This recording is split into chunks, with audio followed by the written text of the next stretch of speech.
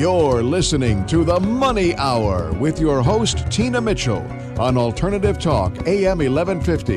Now, back to the show with local mortgage and finance expert, Tina Mitchell. Welcome back to The Money Hour with your host and mortgage expert, Tina Mitchell, right here on 1150 AM KKNW, the Saturday, May 27th show and Memorial Day weekend.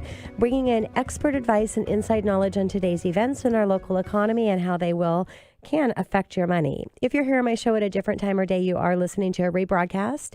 You can call the show at 1-855-400-1150 or go online to themoneyhour.com, discuss anything regarding money or talk with the guests that I have in studio today.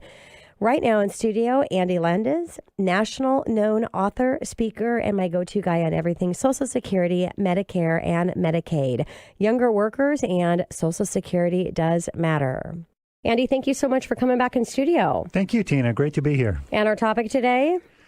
Social Security checkup time for younger workers. So if you're young, you definitely want to stay tuned in and listen to my conversation. You'll be surprised. You will be surprised. And a little bit about Andy. Andy Landis is one of nationally foremost authorities on Social Security and Medicaid.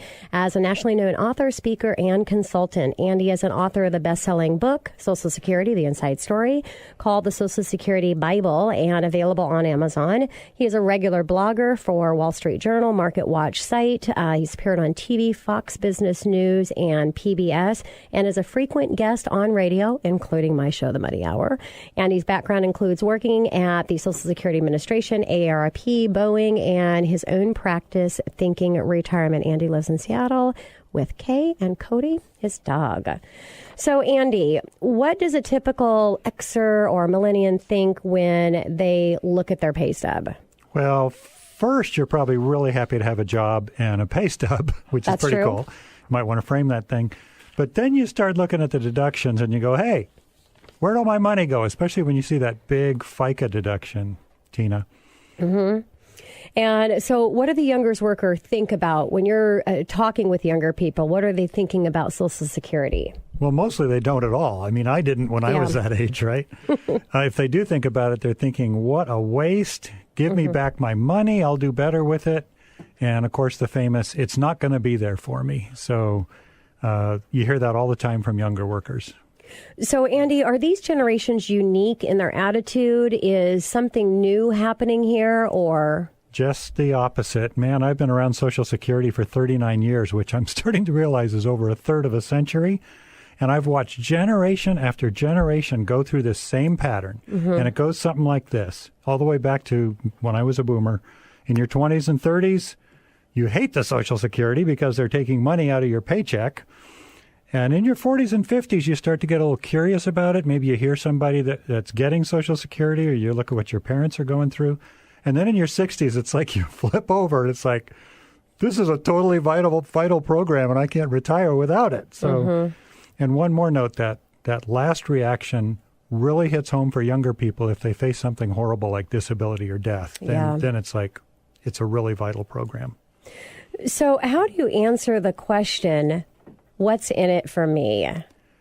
The WIFM. The WIFM question. I think of Social Security as paycheck insurance. You pay your premium with your payroll deductions, and then that buys you a complete package of worker benefits like you'd expect from a big employer. Retirement benefits, disability, life, health insurance. And then if your paycheck stops for one of three reasons, retirement, disability, or death, heaven forbid, that's when Social Security pays you back. And that package of retirement, disability, life, and health is the foundation of everything you do financially. Mm-hmm. Everything else is built on top of that. So, Andy, why should people care? Well, it sounds remote when you're a younger worker, but I've worked with thousands of young people where disaster does strike, and then the Social Security becomes absolutely the most important thing in their life because stuff happens. You never know when you're going to need it. In fact, Social Security says if you take 100 workers at age 21 and you track them all the way through their career up to retirement age, over those years, 30 of them will be disabled and 20 of them will die. Wow. Yeah, it's pretty awesome. So all of the disability and survivor benefits are aimed at younger workers if something happens to a younger person. We're not talking about retirement. Yeah. We're talking about stuff that happens to you during your career. So I hate to bring it up, but just imagine the worst. Suppose something happens to you.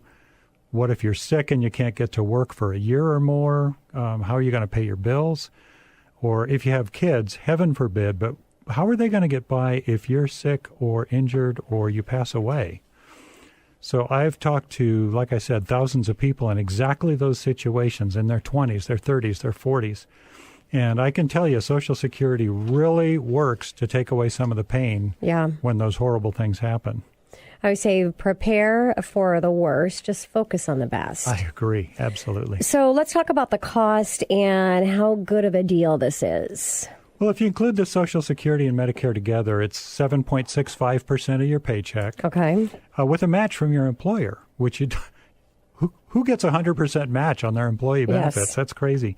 So for the average worker, that's about $3,300. Sounds like a lot, plus a match from the employer.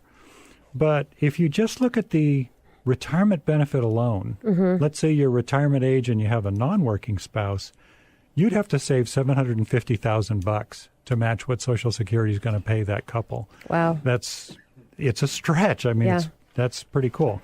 But that doesn't even count the disability, life, and health insurance that you're also buying. So I'd say you're definitely getting your money's worth when you look at the whole package. It's an awesome insurance deal. I've worked in a private benefits department, and I've talked to a lot of insurance people, and I don't think there's any way that you could duplicate that same package in the private sector. Agreed. So, Andy, a lot of younger people are asking, is Social Security going to be around? Aren't they going to be broke? How do you answer that question? Yeah, remember that thing a few years ago where young people thought they were more likely to see a UFO than a Social Security check? I missed that one. Yeah, pretty cool. So it's a lot better than that. It's a lot better than what you've heard from the general media. For one thing, Social Security is still running a surplus. It was $23 billion last year. So they're still running in the black. And they can pay all the benefits that are due through 2034. Which sounds pretty far away, but it's really not. So if Congress does nothing between now and then, which is possible, then there would be an automatic 21% cut in Social Security. It wouldn't go away. It would just be cut. So if you look at a worst case scenario, 21%, it's not that bad is what people think. Yeah, it's not like there's not going to be anything there. And I think that's really the challenge for younger workers right now is how are you going to fill that 21% gap?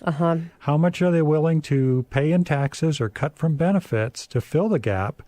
And the question comes down to what do you want Social Security to do for your generation going forward? Every generation has had to answer that question all the way back to the 1930s. You know, what do we want it to do? And they've modified it for each generation. So that's the challenge coming up.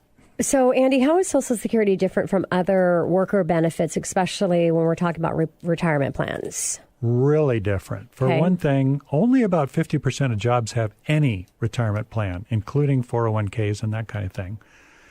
Pensions are pretty much gone. Savings plans like 401ks and 403bs haven't really panned out. They're complicated. There's too many things that can go wrong, like people don't save enough, which is classic. They invest poorly or the market goes south, no fault of theirs. Investing rules mean sometimes you can't take that 401k money with you to the next job. So by contrast, Social Security is totally simple. It's all automatic. It's totally portable to 95% of jobs in the U.S. And it generates something that's totally understandable, a monthly check for the rest of your life. So it's just so much simpler than your typical worker package from an employer. So, Andy, on what we've talked about so far, can you summarize this for my listeners? Yeah, probably one key thing I said was that Social Security is the foundation of everything else you do. It doesn't matter whether you're doing estate planning, life insurance, disability planning, any of that starts off with your Social Security. So obviously, if this is your money, you owe it to yourself and your family to learn what it can do and what you can do to build on that foundation, working with people like your guests. There you go. Andy, anything new happening with Social Security that you want to share with my listeners? No, probably it goes back to the same old message that we all need to look at our Social Security records at ssa.gov/myaccount. Set up your own account just like you do at a bank or an investment house and make sure you know what it's doing for you. So that's ssa.gov/myaccount. Okay. Andy, what about some myths out there that we can clear up for listeners? What's the biggest myth that you hear? Biggest one, especially for people approaching retirement, is Social Security is based on your last 5 or 10 years. You hear 10 years all the time. Social Security is based on my best 10 years. It's not. It's based on your best 35 years. And younger workers need to know that because it's based on your average income throughout your career. So taking a few years off, not a big deal. Taking 20 years off and then re-entering the workforce, there's no way you're going to get a full high Social Security payment. So that's very common. It's not based on 10 years. It's based on 35 years of work. Let's see, another big myth. And you always said, talk about really preparing and planning on when you're actually going to start drawing from Social Security, because there's some pretty hefty, substantial financial implications if you draw too early or you're not strategizing on when to do that. You can take the retirement payment as early as 62, and in fact, that's the most common filing date is age 62. That's where you get the least Social Security over your lifetime. All you got to do is live to average life expectancy or more, and you'll get much more money by waiting till 66 or 70. So basically, take it early. You're betting you're going to die early. Yeah. Now, I understand if you need the money, you need the money. Absolutely. But if you can delay it with a little bit of part-time work or something, draw from your savings a little bit, you're going to come out money ahead. So do some planning around that. Makes sense. Yeah. So what about a biggest mistake that you can help my listeners avoid? A couple ideas. One is taking it too early, like we just said. Yes. One is not planning ahead by not getting your Social Security statement at ssa.gov/myaccount. And, this is going to sound screwy, but especially for younger workers, I hear about this all the time. Oh, my husband died 3 years ago. We have kids. I never knew we could get Social Security. Yeah. And now you've kissed away 3 years of benefits. Wow. Tens of thousands of dollars. So don't ignore it. If you know anybody that goes through a major disability or, heaven forbid, a death in the family, especially if there's kids involved, send them to Social Security and see if there's some money there. Yeah. I hate to hear, families come in years later and, they can go back 6 months. That's it. Yeah. So, not a lot of time to recover a mistake and a missed opportunity. Yeah. So, Andy, as I wrap up my time here with you, I'd like you to call to action for your book. Can you tell them what it is and where to pick it up at? Again, the book is Social Security, The Inside Story, and it's called The Bible of Social Security. It's not as hard to read as the Bible. Basically, a full guided tour through the entire Social Security system, whether you're facing a disability in your family, a regular retirement payment, whatever it might be. And it's best place to get it is Amazon. They have a real good price on it. So Social Security, The Inside Story by Andy Landis. Wonderful. Andy, thank you again so much for joining me in studio. Appreciate your wealth of information. Thank you, Tina. Great to be here. This is your host and mortgage expert, Tina Mitchell, signing off for the day and wishing you an enjoyable Memorial Day weekend. Thank you to those that serve and keep our country safe. I look forward to talking money with you next Saturday, same time, same place, right here on 1150 AM KKNW.